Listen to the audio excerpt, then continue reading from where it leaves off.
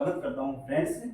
देखिए फ्रेंड्स, हमने लगभग कुछ दिनों से इकोनॉमिक्स की क्लासें प्रारंभ कर रखी हैं और आप उन्हें देख भी रहे हैं और इसका लाभ भी आपको बाकायदा मिल रहा है।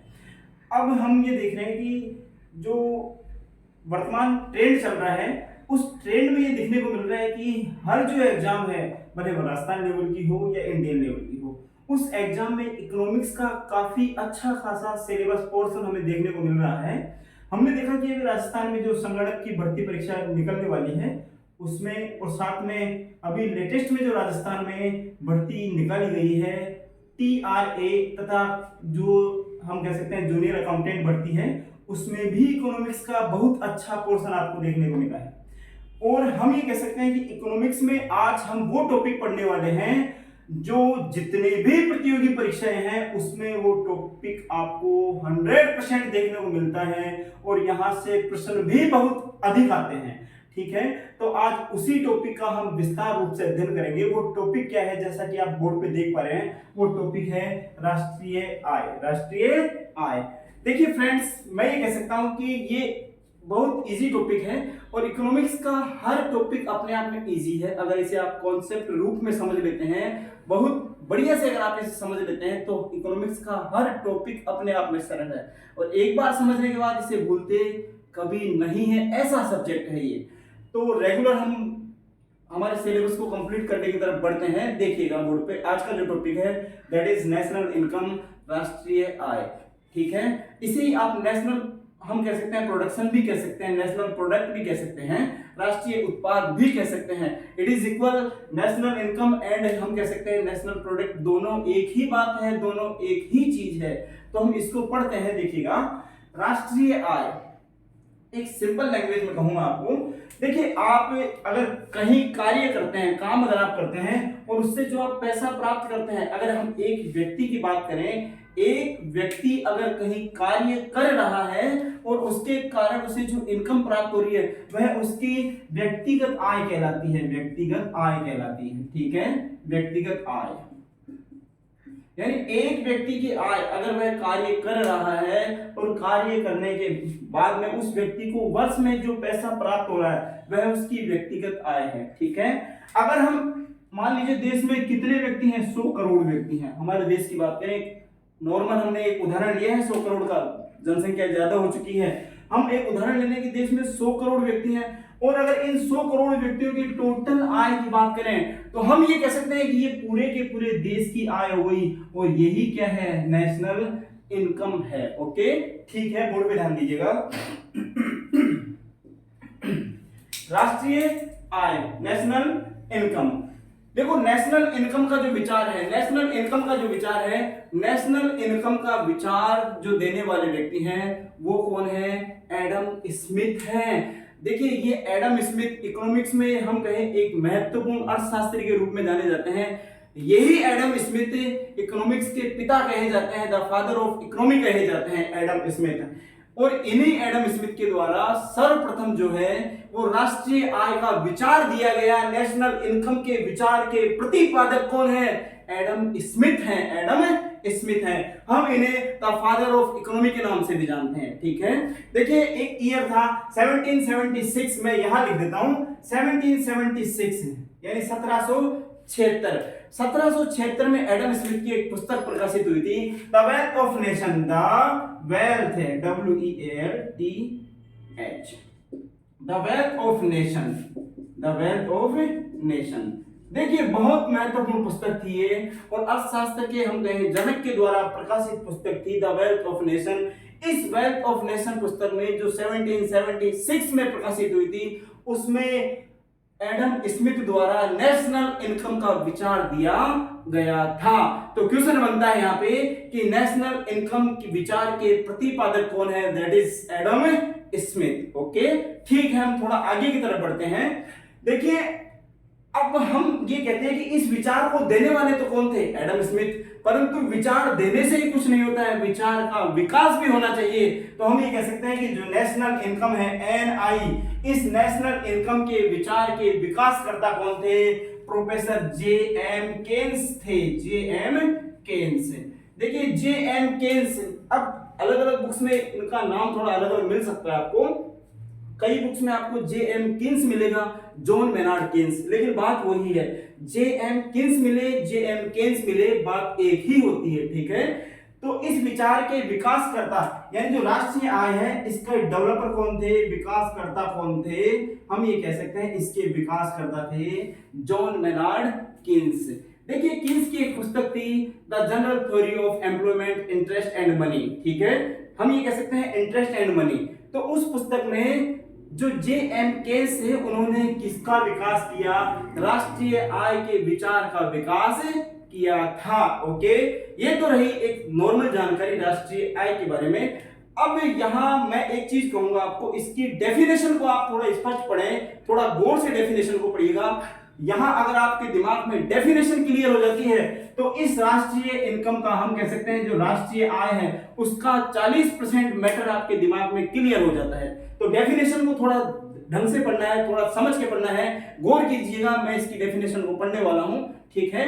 हमने कहा अर्थ जो है इसका, एक देश में एक वर्ष की अवधि में, एक देश में एक वर्ष की अवधि में, ये कहा एक देश, ये है एक वर्ष, एक देश में एक वर्ष की अवधि में उत्पादित समस्त वस्तुओं तथा सेवाओं के अंतिम मौद्रिक मूल्य का जो योग होता है, अंतिम मौद्रिक मूल्य का जो योग होता है, दैट इज नेशनल इनकम, यही राष्ट्रीय आय है। इसमें कुछ शब्द जो महत्वपूर्ण है उस पर मैं आपका ध्यान आकर्षित करना चाहूंगा फ्रेंड्स, देखिएगा। हमने कहा एक देश में, मैं इनके नीचे अंडरलाइन कर रहा हूं, इन शब्दों को थोड़ा समझिएगा। एक देश में एक वर्ष की अवधि में उत्पादित समस्त वस्तुओं एवं सेवाओं के अंतिम मौद्रिक मूल्य का योग जो है वो राष्ट्रीय आय है। देखिए आपको मैं ये पहले बता चुका हूं कि अर्थव्यवस्था में उत्पादन दो ही चीजों का होता है, first is goods and second is service. यानी पहली क्या है जो अर्थव्यवस्था में उत्पादित होती है, वस्तु, और दूसरी क्या है, सेवा। अगर हम कहें एक देश में एक वर्ष की अवधि में जितनी भी वस्तुएं उत्पादित हुई हैं और साथ में जितनी भी सेवाएं उत्पादित हुई हैं, उनके अंतिम मौद्रिक मूल्य को अगर आप जोड़ लेते हैं, अंतिम मौद्रिक मूल्य को समझ लीजिएगा, अंतिम मौद्रिक मूल्य है कि जिस मूल्य पर वस्तु अंतिम रूप से कंज्यूमर को प्राप्त होती है, ग्राहक को प्राप्त होती है, वो क्या है, लास्ट प्राइस है, अंतिम मौद्रिक मूल्य है। तो इस अंतिम मौद्रिक मूल्य को अगर आप जोड़ लेते हैं तो वो क्या बन जाएगी, राष्ट्रीय आय बन जाएगी, नेशनल इनकम बन जाएगी, नेशनल प्रोडक्ट बन जाएगा। ओके, ठीक है, ध्यान दीजिएगा। ये हम कहें कि देखो ये तो थी एक इसकी ऐसी परिभाषा जिसे सर्वसम्मति मिली हुई है। अब कुछ अर्थशास्त्रियों ने अपनी अलग अलग परिभाषाएं भी इसके बारे में कही है, उसमें दो अर्थशास्त्रियों का मैं आपके सामने नाम लेना चाहूंगा, वो कौन से हैं देखिएगा थोड़ा सा।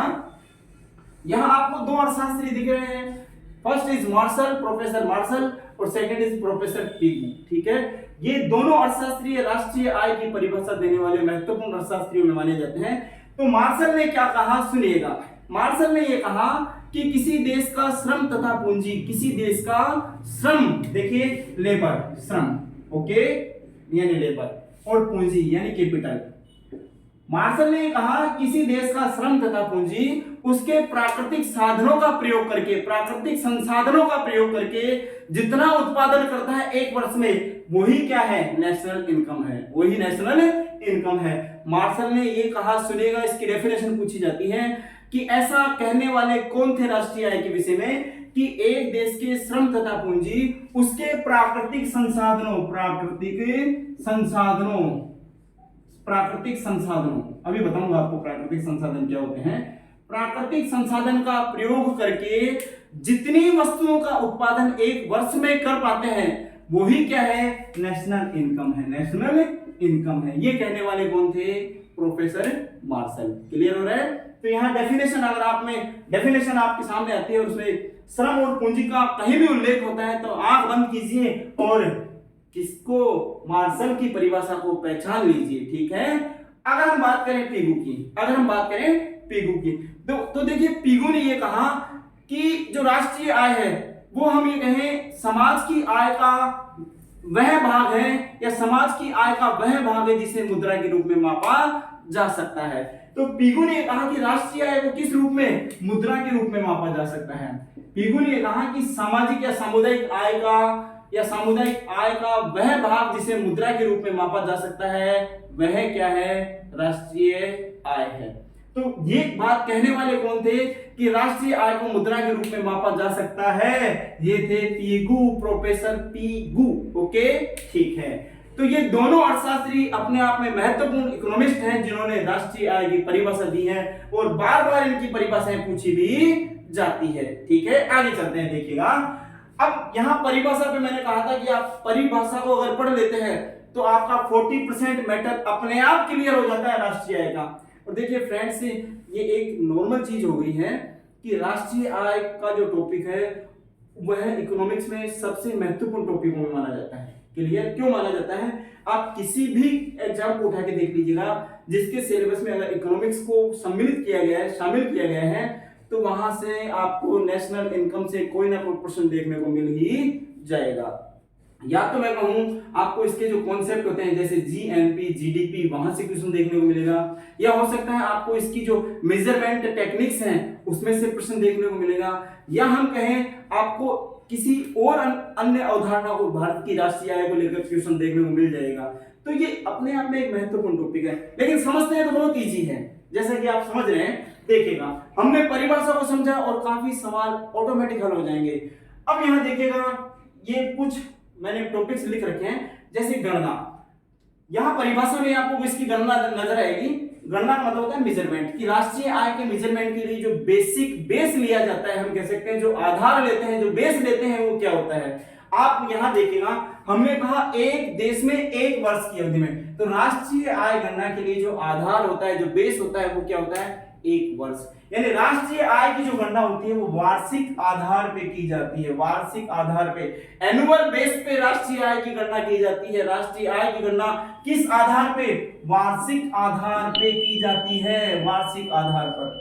ठीक है, ऐसा नहीं है कि राष्ट्रीय आय की गणना आप 6 महीने से कर सकते हैं, 3 महीने से कर सकते हैं, नहीं, इट इज इम्पॉसिबल। राष्ट्रीय आय की गणना करने के लिए आपको 1 साल का वेट करना होगा, 1 साल की राष्ट्रीय आय की गणना होती है। ठीक है, जैसे मान लीजिए अभी थोड़ा आगे बात करेंगे हम संबंध की, अगर बात करें तो देखिए यहां मैं बताना चाह रहा हूं कि राष्ट्रीय आय का संबंध किससे होता है। जैसे व्यक्तिगत आय का संबंध एक व्यक्ति से होता है, वैसे ही राष्ट्रीय आय का संबंध किससे होता है, एक देश से होता है, एक देश से होता है। परिभाषा में देखें आप, यानी राष्ट्रीय आय का संबंध किससे, एक देश से, एक देश से। ओके, यानी राष्ट्रीय आय किसके साथ में जुड़ी हुई होती है, व्यक्ति के साथ में जुड़ी हुई नहीं होती है।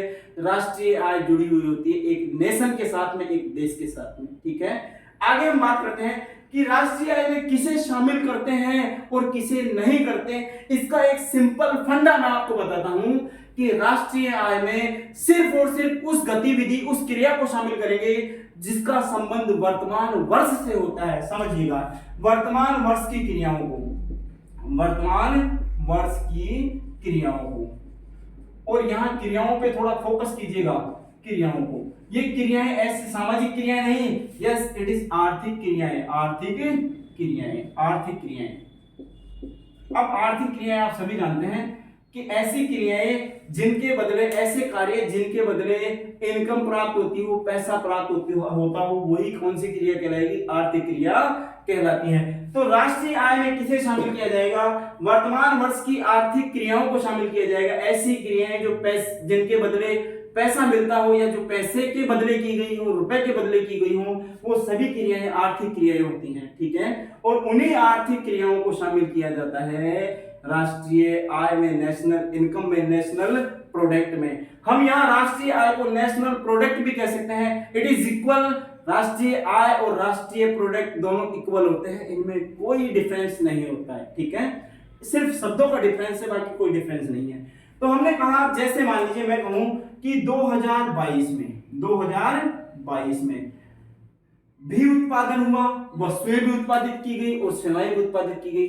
तो जो वस्तुएं और सेवाएं 2022 में उत्पादित की गई, उनको 2022 वर्ष की राष्ट्रीय आय में सम्मिलित किया जाएगा।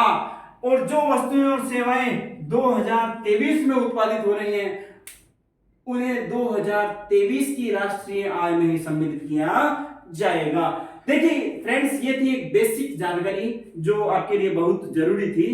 और अगर आप हमारे साथ बने रहते हैं तो हम बहुत बढ़िया तरीके से, बहुत बेटर तरीके से राष्ट्रीय आय को स्पष्ट करेंगे, ताकि आपका हर क्वेश्चन जो पेपर में आए राष्ट्रीय आय को लेकर वो गलत नहीं हो, उसका 100% सही होने का चांस बढ़ जाए, ताकि आप नेगेटिव मार्किंग से बच सकें। तो फ्रेंड्स रेगुलर बने रहिए, be continue my dear friends, my dear students, अपनी तैयारी को शिखर पर ले जाएं और हमारे YouTube चैनल के साथ रेगुलर बने रहें, वीडियो देखते रहें और मस्त रहें। Be cool and B continue. Thank you.